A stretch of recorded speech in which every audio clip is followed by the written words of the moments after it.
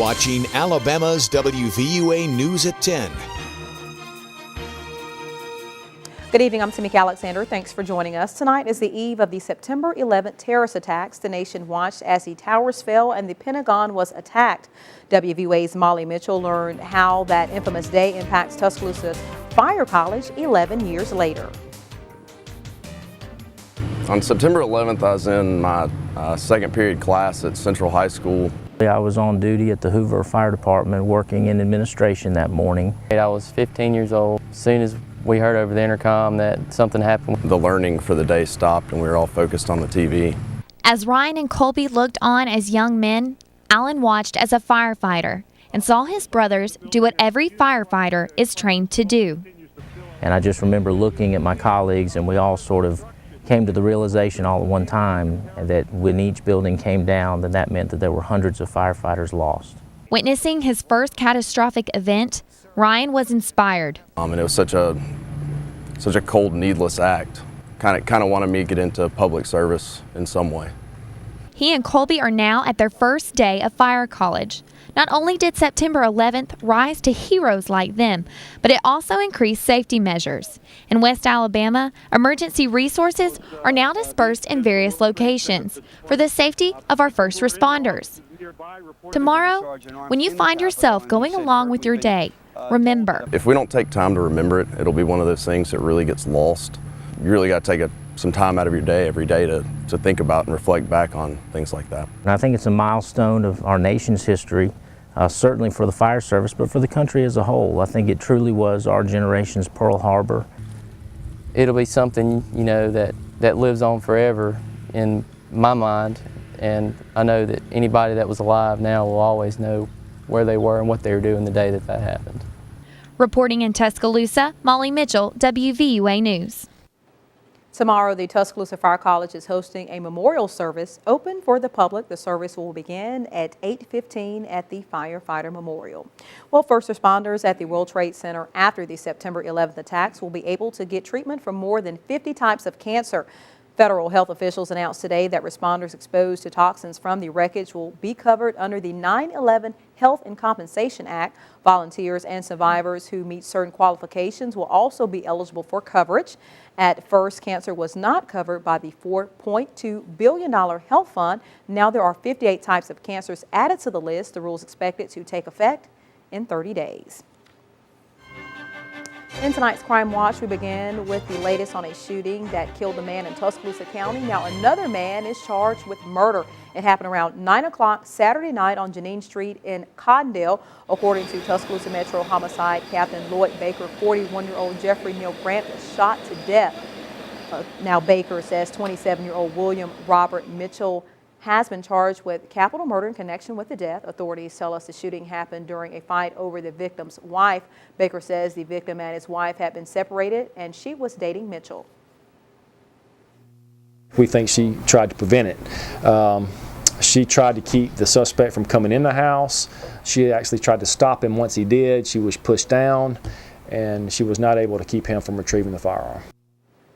Baker says after discussions with the Tuscaloosa County District Attorney, the charges were upgraded to capital murder because the suspect broke into the house with intent to assault the victim, making it a murder during burglary.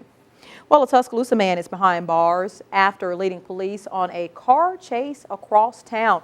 Police say 27-year-old Marcus DeAndre Robertson is charged with theft of property, attempting to elude police, and several traffic citations. Authorities say it started early Saturday morning on Skyland Boulevard. That's where an officer attempted to stop Robertson, but investigators say he took off, leading police on a 23-minute chase. The chase ended in front of the federal building on University Boulevard. Police say they used spikes to flatten all 4 of his tires. Police say the suspect had stolen the vehicle. Robertson is in the Tuscaloosa County Jail, where his bond has been set at $66,000. Well, a local surgeon is teaming up with the University of Alabama to find a link between chronic pain, gastrointestinal disorders, and anxiety with a common virus. After hearing from many patients with a combination of some of these problems, Dr. William Skip Pridgeon decided to try an alternative way of curing their illnesses, and he found substantial success in the process. WVUA's Travis Leader talked to the doctor about his breakthrough and find out what it means for the millions of Americans who suffer from chronic pain. Dr. Skip Pridgeon says he has discovered a possible link which connects many conditions back to one virus. After practicing his theory on some of his patients, he is seeing some overwhelming success. We found that 90% of the patients who were given both of these medicines said that they were healthier, they had more energy, and they attributed it to the medicine. Pridgeon is also tying this virus to common mental health conditions such as anxiety and depression. He hopes this type of clinical treatment can help those who suffer a variety of stress issues, especially PTSD. What we hope to do is, by turning off this stress response to this virus, is make it so that the brain goes back to responding in a normal fashion. This would mean wonders for chronic pain treatment, as there may be a clinical answer for some of the worst cases of chronic pain, such as fibromyalgia.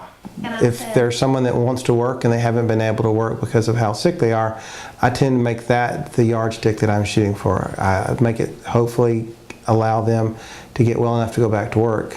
What Pridgeon hopes to accomplish is bringing back a sense of normalcy to his patients who may have lost hope doing what they were once able to do. Up to now, there has been no clinical exam, short of physical exam, that has been able to concretely diagnose this condition, and so it's an exciting time. In Tuscaloosa, Travis Leader, WVUA News. Pridgeon says he is awaiting results from the FDA tomorrow, which could possibly grant him a clinical trial. The trial would involve 140 fibromyalgia patients at 10 different locations. Well, today marked the first day of National Suicide Prevention Week, a week set aside to make people aware of the growing rate of suicide and depression. Now, depression affects millions of people worldwide, and the numbers aren't any better here in Alabama. And the most recently released statistics in 2010, 676 people in Alabama took their lives. WVUA's Courtney Highfield has more on why this week is so important, even here in Tuscaloosa. Officials say one of the leading and most common causes of suicide is clinical depression, which is also one of the most treatable diseases. So why aren't people seeking help?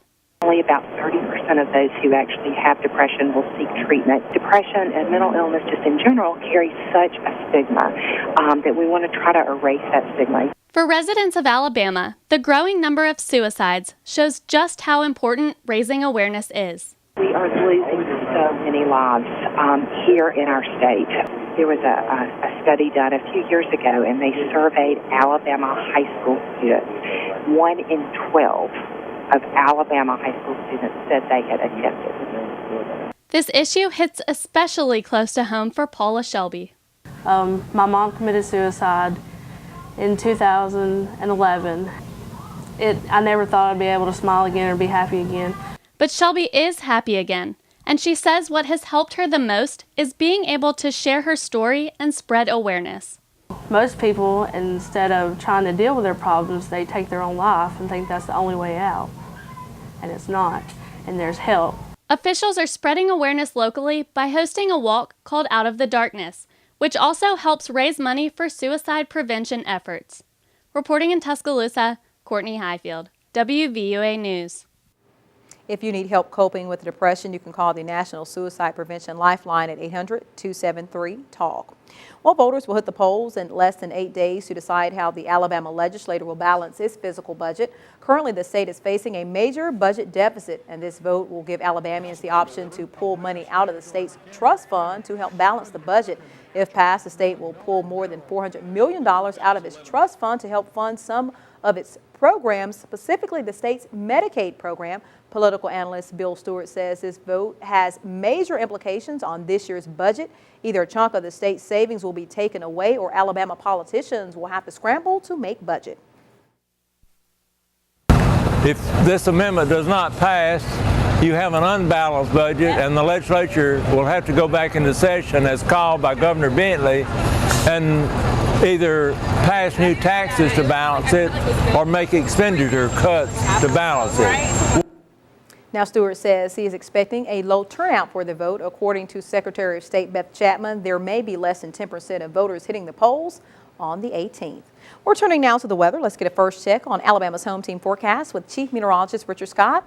Richard, it was a nice day out there. Started off a little cool, but overall nice day out there for a Monday. Yeah, Tamika, by the way, good Monday night too. Feeling great out there today. Low humidity temperatures back in the 70s now. 70 in Tuscaloosa. Already some low to mid 60s showing up over the Tennessee Valley. 65 in Huntsville. In upper 60s to mid 60s down towards Hattiesburg. All of us tonight probably going to end up in those upper 50s across the board, so that will be welcome. Clear skies in place now, and those dry dew points allowing temperatures quickly cool off tonight. That'll be the case tonight. So early tomorrow morning, here's that bus stop forecast for our Tuesday, 56 at daybreak tomorrow morning. Sunny skies, a cool start to the day, but a quick warm up by tomorrow afternoon. We'll talk about that, plus your weekend outlook coming up in weather. Stick around. Thanks, Richard. The University of Alabama staff and faculty have started training for an exciting event. WVUA's Kelly Rittenauer, a student from North Palm Beach, Florida, has more in this week's Capstone Correspondent Report. Hi, I'm Capstone Correspondent Kelly Rittenauer, a senior majoring in broadcast news. University of Alabama staff and faculty are trading in their dress shoes for their sneakers. The Office of Health Promotion and Wellness is kicking off their third annual Crimson Couch to 5K. In 9 weeks, they will learn good fitness. Well-Bama is our premier program, and what we do with that is we do a screening process just to find out, how healthy we are as a faculty and staff. And so probably one thing that we notice is that, we're not getting the exercise that we need. Whether you enter as a team or individually, you don't have to be a marathon runner to participate. A 5K is 3.1 miles, whether you run it or you walk it. It's still going to be the same distance, so completing it is the challenge itself. Kimberly Spencer, a third-year participant in the 5K, has lost a total of 106 pounds since she first joined in 2009. She says determination is the key to success. It's very hard, but if you stick with it, you can do it. If you would like to see the University of Alabama through the eyes of a student, go to WVUATV.com. I'm Capstone Correspondent Kelly Rittenauer for WVUA News.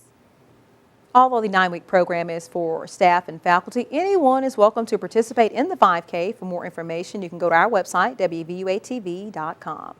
Well, when WVUA News at 10 returns, we're less than 2 months away from the presidential election, and the campaign trail is heating up. The latest poll numbers are coming up. And some bad news on the injury front for Alabama. Gary Harris will have the latest on running back Jalston Fowler coming up in your Home Team Sports.